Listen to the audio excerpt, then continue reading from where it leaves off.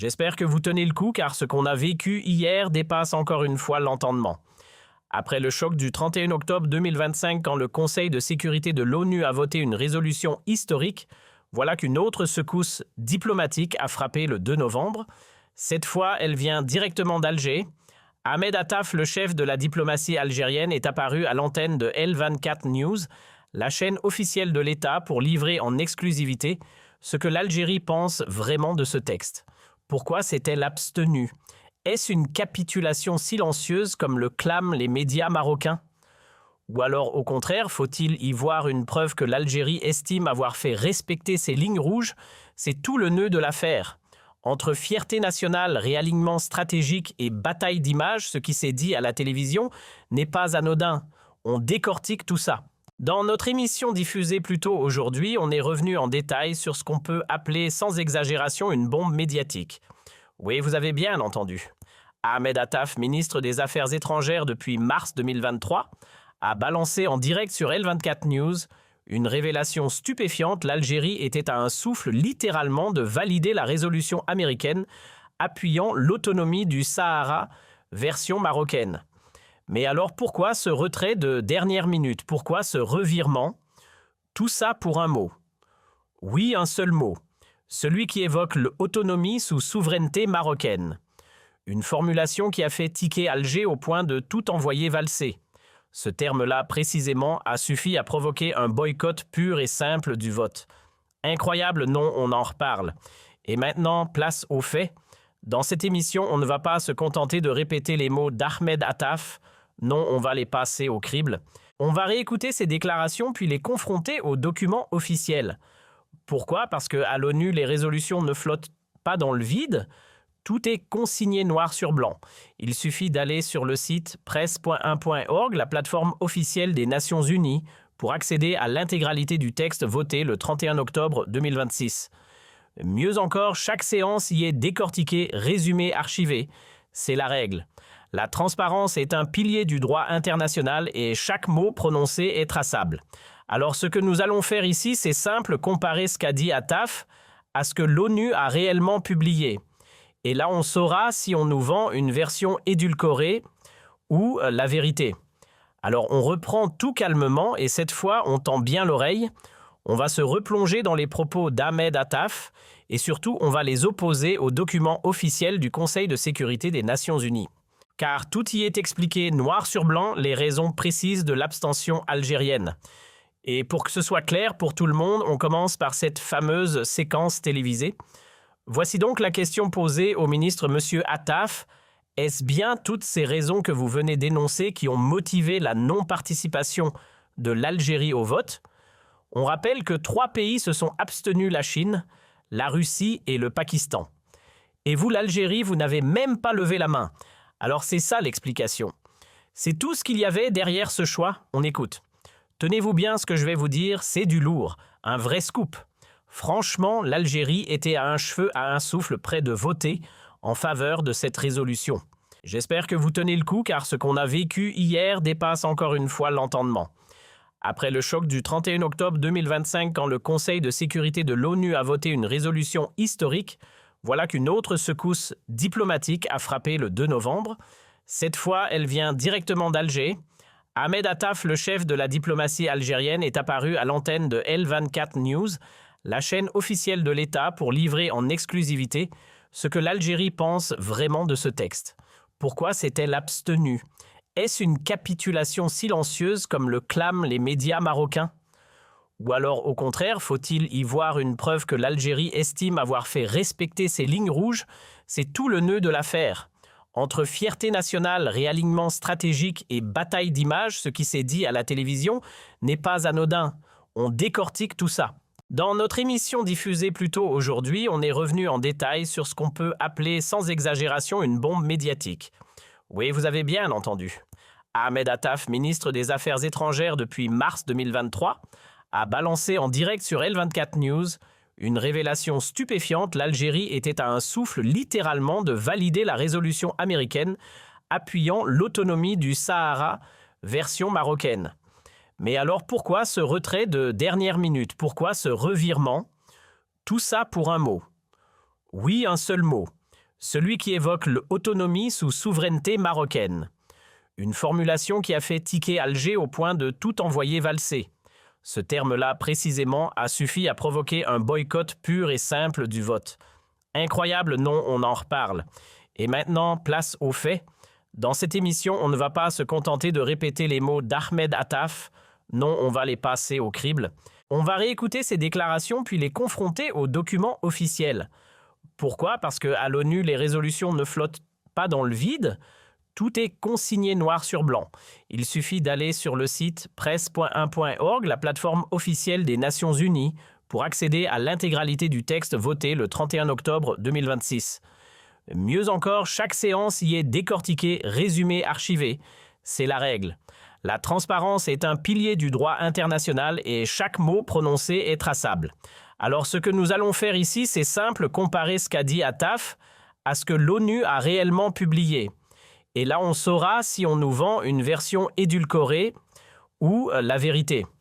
Alors, on reprend tout calmement et cette fois, on tend bien l'oreille. On va se replonger dans les propos d'Ahmed Attaf et surtout, on va les opposer aux documents officiels du Conseil de sécurité des Nations Unies. Car tout y est expliqué noir sur blanc, les raisons précises de l'abstention algérienne. Et pour que ce soit clair pour tout le monde, on commence par cette fameuse séquence télévisée. Voici donc la question posée au ministre M. Attaf. Est-ce bien toutes ces raisons que vous venez d'énoncer qui ont motivé la non-participation de l'Algérie au vote? On rappelle que 3 pays se sont abstenus: la Chine, la Russie et le Pakistan. Et vous, l'Algérie, vous n'avez même pas levé la main. Alors c'est ça l'explication. C'est tout ce qu'il y avait derrière ce choix. On écoute.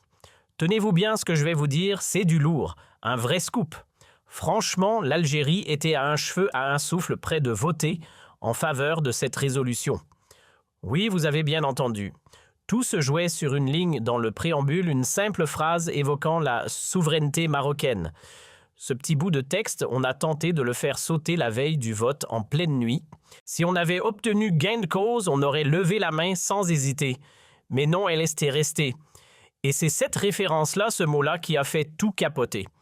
Techniquement, c'est ça la vraie raison de notre non-participation. Ce n'est pas une question de principe liée au Sahara occidental, ça on y reviendra, mais clairement, on était à 2 doigts de dire oui. Je le répète, dans le corps du texte principal, cette mention a été supprimée. Mais pas dans le préambule. Et c'est ce détail, ce mot de trop qui a tout bloqué. Voilà, stop. On s'arrête ici un instant parce que ce qu'on vient d'entendre mérite qu'on s'y attarde. Ahmed Attaf ne mâche pas ses mots, vous l'avez entendu comme moi, et il ne peut pas se permettre de lâcher une bombe pareille sans le feu vert du sommet de l'État, autrement dit Tebboune lui-même. Il affirme sans trembler que l'unique raison du non-vote algérien, c'est cette maudite phrase du préambule évoquant la souveraineté du Maroc sur le Sahara occidental. Oui, juste cette ligne-là aurait suffi à faire tout basculer. Sérieusement, on nous demande de croire que l'Algérie s'est retirée d'un vote aussi crucial pour un mot. Si c'est pas grotesque, c'est quoi? Non, franchement, ça ne tient pas debout. C'est tout simplement un mensonge. Et maintenant, ouvrons le fameux dossier. Parce que l'ONU, elle ne laisse aucune place au flou artistique. Le titre du rapport est limpide comme de l'eau de roche, Sahara occidental. Le Conseil de sécurité prolonge la mission de la MINURSO jusqu'au 31 octobre 2026, sans le vote de l'Algérie. Oui, vous avez bien entendu, le nom de l'Algérie est carrément dans le titre. On est loin d'un oubli ou d'un malentendu. Et que lit-on ensuite dans le résumé officiel noir sur blanc? L'Algérie a pris longuement la parole pour justifier son absence au vote dénonçant un texte qui, selon elle, trahit l'esprit même du droit international sur la décolonisation, puisqu'il prive encore le peuple sahraoui du droit de choisir son avenir. Rien que ça. Et pour appuyer son propos, elle n'a pas cité n'importe qui, Woodrow Wilson, l'un des plus grands présidents américains du siècle dernier. Selon Alger, l'autodétermination n'est pas une jolie formule de diplomate, c'est un principe concret, une ligne rouge. Selon les propres mots du service de presse des Nations Unies, et ce n'est pas inventé, l'Algérie considère que cette résolution a un défaut majeur et pas des moindres. Elle enferme le processus de négociation dans un couloir étroit sur mesure pour les intérêts d'un seul camp. Autrement dit, elle donne la parole à Rabat et fait taire Laayoune. Pire encore, le texte passe sous silence les aspirations pourtant légitimes du peuple sahraoui. Et ce n'est pas fini, Alger souligne que les propositions soumises par le Front Polisario au secrétaire général de l'ONU ont été tout bonnement ignorées. Résultat, une résolution qui, selon l'Algérie, soulève de graves questions de droit. Et si ce modèle biaisé de négociation venait à s'appliquer ailleurs, c'est carrément l'ordre international qui risquerait de se fissurer. Rien que ça. C'est donc pour cette raison que l'Algérie a boudé l'urne le 31 octobre à New York, refusant purement et simplement de prendre part au vote sur cette résolution cruciale concernant l'avenir du Sahara occidental. Et qu'on soit bien clair, à aucun moment les représentants algériens n'ont affirmé à l'ONU que leur objection ne portait que sur une simple formule dans le préambule. Oui, cette fameuse phrase sur une véritable autonomie sous souveraineté marocaine figure bel et bien dans le texte, mais non, ce n'est pas ce bout de phrase qui a déclenché la rupture. Le vrai problème, c'est l'ensemble du document. L'Algérie le dit noir sur blanc, cette résolution piétine le droit à l'autodétermination du peuple sahraoui. Elle ignore les propositions du Front Polisario, elle est bancale de bout en bout. C'est un texte biaisé conçu pour conforter les prétentions marocaines, en oubliant totalement les droits fondamentaux des Sahraouis. Parlons franchement, pour Alger, cette résolution, c'est un non catégorique et pas pour une broutille. Selon les autorités algériennes, le texte voté par le Conseil de sécurité ne tient tout simplement pas la route sur le plan juridique. Il ne respecte pas les règles fondamentales du droit international, notamment en ce qui concerne la décolonisation. Pire, il menace même l'architecture de l'ordre mondial. Voilà pourquoi l'Algérie a choisi de s'abstenir, ou plutôt de claquer la porte du vote. Son représentant officiel l'a clairement dit devant l'Assemblée, ce document en l'état n'est ni conforme ni acceptable. Et pas question de faire semblant. Alors non, ce n'est pas la phrase qui a mis le feu aux poudres. Celle que tout le monde pointe du doigt, ce n'est qu'une formule bien choisie, véritable autonomie sous souveraineté marocaine. Mais selon la délégation algérienne, ce n'est pas ce bout de phrase qui pose problème. C'est l'ensemble, le tout, le paquet complet. Du début à la fin, la résolution ne colle pas à la lecture algérienne du droit international. Elle ne protège ni les intérêts de l'Algérie ni ceux du peuple sahraoui. À New York, les représentants d'Alger ont été très clairs devant les membres du Conseil de sécurité, le texte ne passe pas. Il est tout simplement incompatible avec les principes que défend l'Algérie depuis toujours. Alors non, ce n'est pas un détail qui coince, c'est la structure entière qui penche. Souvenez-vous, on était le 31 octobre. Ce jour-là, le discours algérien était clair, tranchant, sans équivoque. Et puis, coup de théâtre, à peine 48 heures plus tard, sur les ondes de 24 News, le même ministre des Affaires étrangères change soudain de registre. Nouvelle interview, nouvelle ambiance, nouveau message. Cette fameuse résolution. Finalement, elle serait presque acceptable, voire globalement positive. Sérieusement. 2 jours plus tôt, on l'a qualifiée de toxique, de contraire au droit international de cadeaux diplomatiques au Maroc, de menace directe contre l'ordre mondial. On pointait du doigt le mépris envers le Front Polisario, on dénonçait l'effacement du peuple sahraoui. Et là, subitement, tout ça aurait disparu, le virage est violent. Mais voilà, il a suffi de 2 petits jours, d'un tumulte médiatique mondial et d'une vague de réactions saluant la victoire diplomatique du Maroc pour que le ton change à Alger. Non, pardon, pas à Alger, mais au sein du régime lui-même. Et là, changement total de décor, soudain on applaudit la résolution. Oui, vous avez bien entendu, on la salue, on s'en félicite, on la brandit comme un trophée. C'est ce qu'on a vu et entendu dans l'interview d'hier.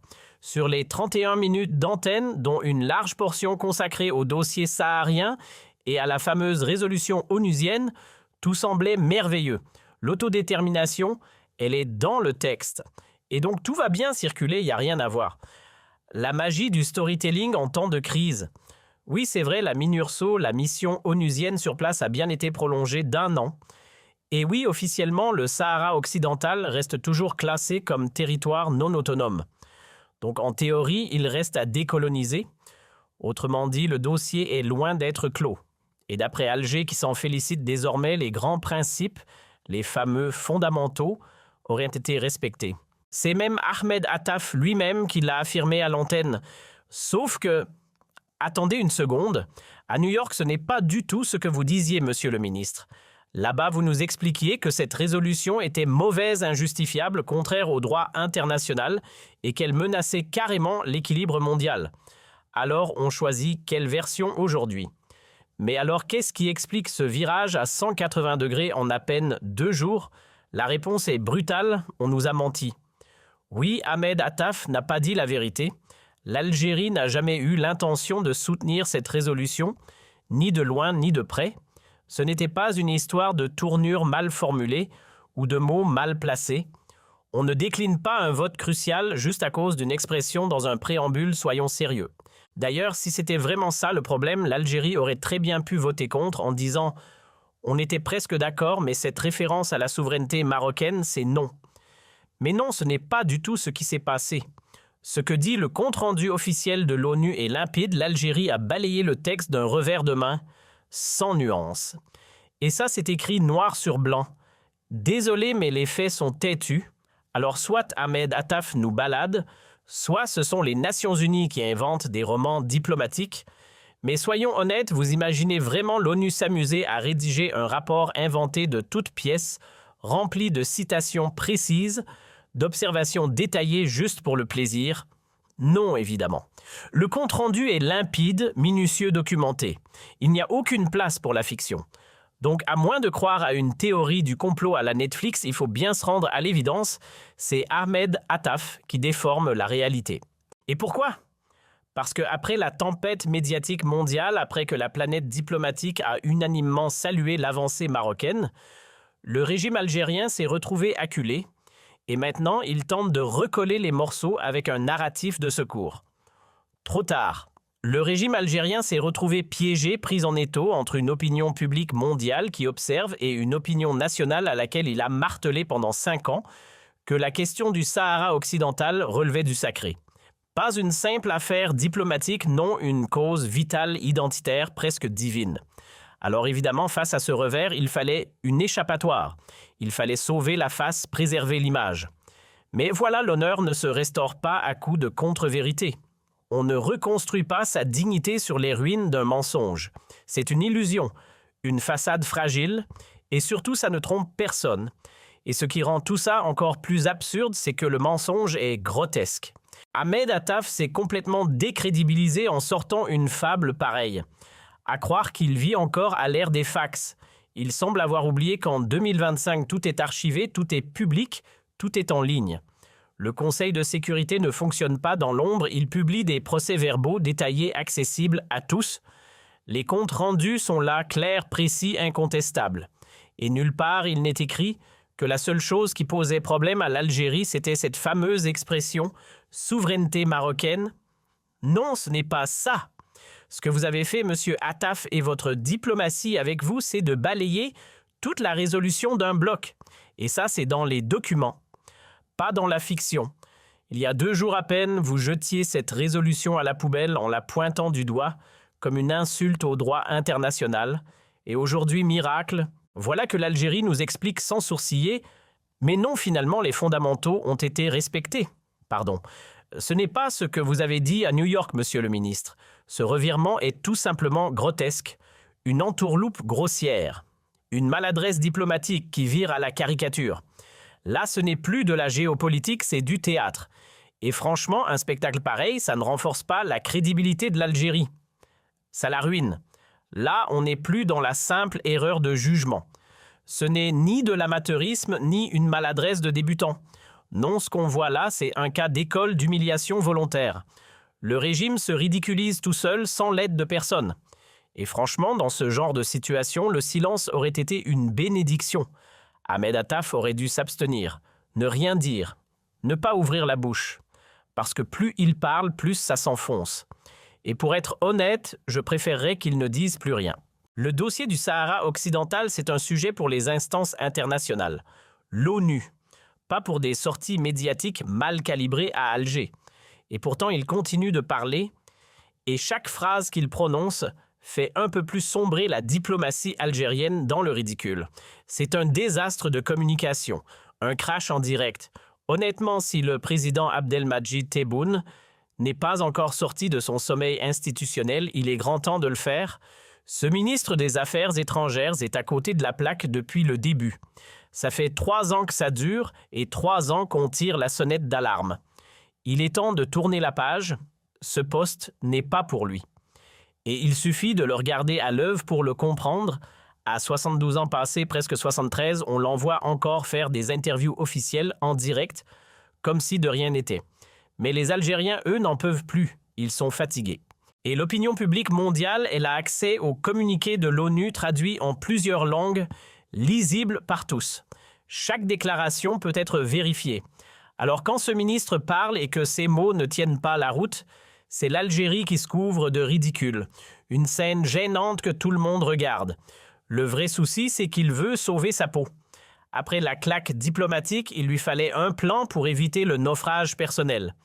Alors on a bricolé une stratégie, ce n'est pas une défaite de l'Algérie, non, bien sûr que non, c'est juste une transition, une manière de prolonger le jeu. D'ailleurs, techniquement, ils n'ont pas totalement tort, le principe d'autodétermination est toujours mentionné, le statut du territoire reste non autonome et le processus de décolonisation est toujours en cours. Donc sur le papier, l'Algérie n'a pas tout perdu, sauf que ce n'est pas ce que le régime avait promis. Il avait vendu au peuple un scénario glorieux, faire plier le Maroc, faire triompher la cause sahraoui sur la scène internationale. Résultat, le Maroc a marqué un point et pour camoufler l'échec, ils nous servent un récit maquillé, bien emballé. Mais c'est du théâtre, rien de plus. Et là, on touche au cœur du problème.